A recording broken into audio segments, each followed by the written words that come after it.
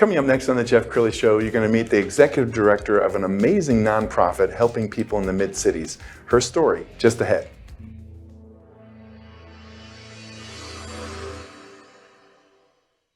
Many are predicting that the worst is yet to come, which is unfortunate, said one person here.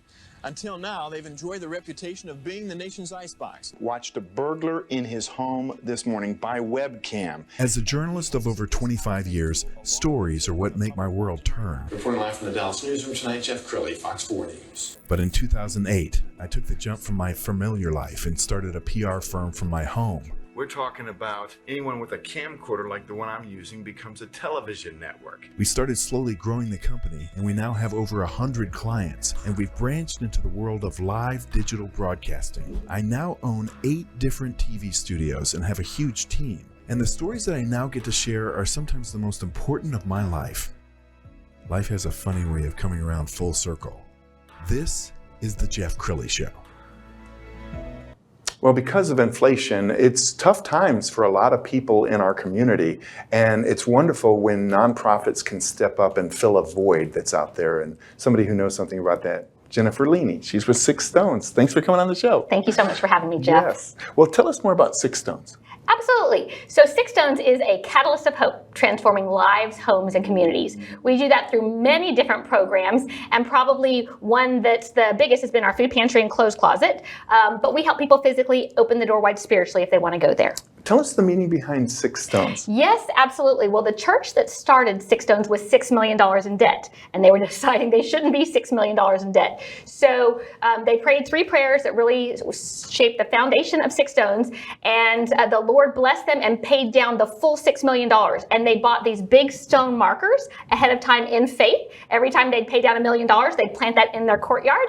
And then they were helping people. So a family came to them in need from a fire, and they didn't have money to help them, but they had money from that. So they decided to help that family, and just it began. Outstanding. And we're going to show the website and kind of scroll down the website because you guys are doing so many things.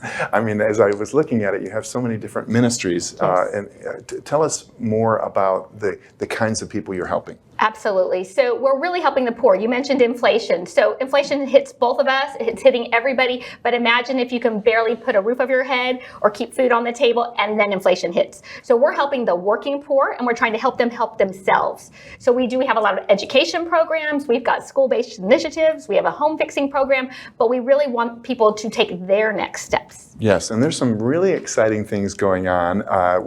We found a great video. Let's go ahead and roll that. When I think about the building across the street, I look back and think of all these different businesses that were in the building that served the community, from a grocery store to a fabric store, and there was even a Chinese restaurant in there at one time that we ate at. Well, the building was just a small part of the overall operation. I mean, obviously it was critical. That building has been important to the community for a long, long time. But to see that building transform into a building that did ministry and served the community in ways through revitalization of homes and backpack drive and Night of Hope. But also I think about the New Hope Food and Clothing Ministry over there. When I look across the street and I see the legacy of my mom, Betty Shepard, who was the volunteer director of the New Hope Food and Clothing Ministry for 25 years. And she was someone who, even though she was a volunteer director, she served behind the scenes. She served with humility and gratitude. My mom was there every time those doors were open. The building that we currently have, this Campus West, has been there for at least 40 years. It used to be Skaggs Albertsons and Hancock Fabric. And I went there as a kid and as a young adult and married. And so I bought food and buttons and thread and for myself.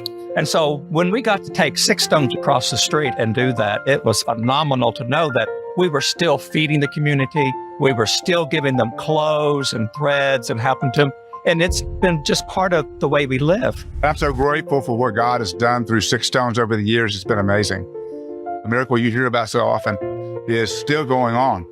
And from that start in 2009, Six Stones has just become an incredible influence in our community. But I think of the legacy and just the challenge and encouragement to continue that legacy through Six Stones and through the food and clothing ministry, to carry on that in the community. That building was originally bought with the intention to have education space, Sunday school space. They never envisioned what would actually take place in it. But I think the Lord knew all along.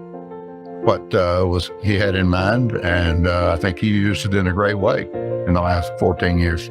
It's been part of our life for all these years, and Six Stones has reached out to so many different people, so many different aspects of life to do the different ministries that we need to do, that God's called us to do. Now, when it came time for us as a church to be able to reset our own building and structures, the property on Campus West became a question.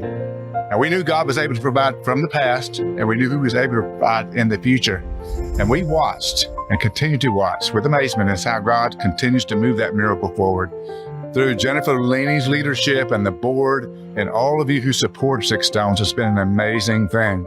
And it's exciting that we are now moving to a new location, and that this campus will become something else for the city of Bedford and Euless and HEB area. And so we are still growing, we're still moving, and better things are ahead. And the best is not yet there. It's coming in the future. As the ground breaks, as the building is built, as a whole new realm of ministry happens for Six Stone. We're all here, we're all right now, and God is still working in the same way He did in the past. Today, we exit the building that we have called home for over 14 years. We are so incredibly grateful to Cross City Church, who's allowed us to stay here almost rent-free to be able to focus on serving our neighbors, serving the community. That gratitude also extends this past year to the city of Bedford, who's allowed us to stay here under the same amazing arrangements. What started Six Stones was the miracle, our origin story, but we have seen so many miracles since then. And if you haven't heard the details, there's a story about how the Lord just recently blessed Six Stones with $7 million to build our new home for hope. And this is again, yet another miracle. It's so obvious that the Lord's hand of favor is still upon Six Stones. He's now calling us to something new, something bigger, something even deeper. We know this next year is going to be the year of transition as we build our new home for hope and try to continue to serve the community. Even during this transition year, we are going to continue to build programs that help people out of poverty, going from rescue to recovery to restoration.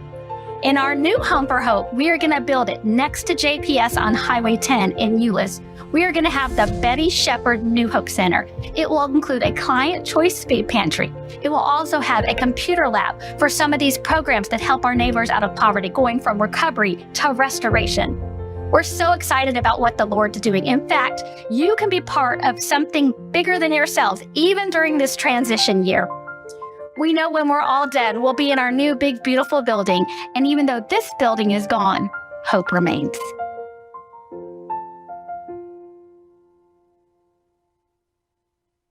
Well, congratulations. This is an exciting time for you guys. Yes, it is. Yeah. We're very excited. Tell me this. I know you've been working with Six Stones for several years now. Yes. What stands out in your mind? I mean, is there a moment? Is there a person?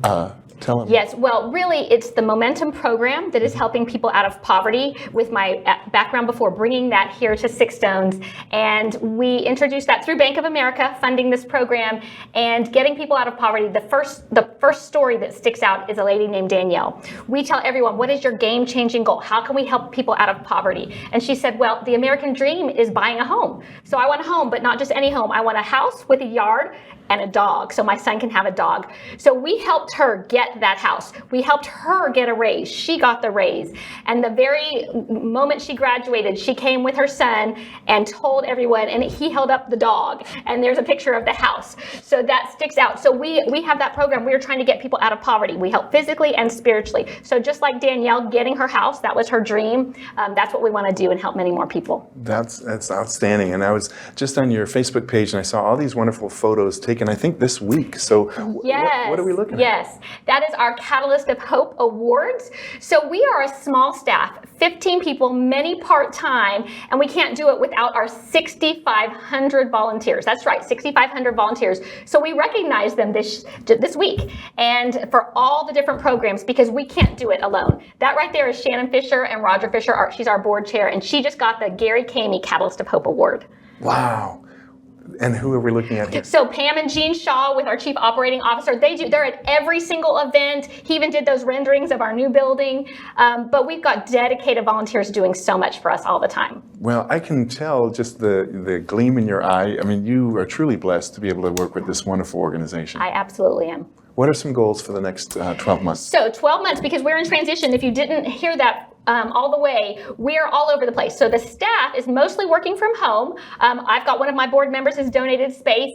And so we're going to continue all of our programs and building them while we build our new home for hope. We just got the $7 million, can start building by JPS, which is a food desert. So they'll take care of the medical needs. We take care of the physical and spiritual. So building those programs out and involving the community, because they don't all know where we are since we've just moved. Sure. And that you're a nonprofit, so I'm assuming you could always use donations.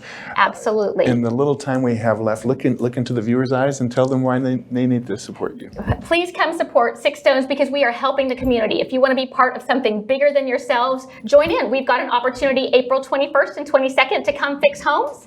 So we've qualified them, and people are so grateful. People who can't help themselves, we want to help them help themselves. So you too can be a catalyst of hope.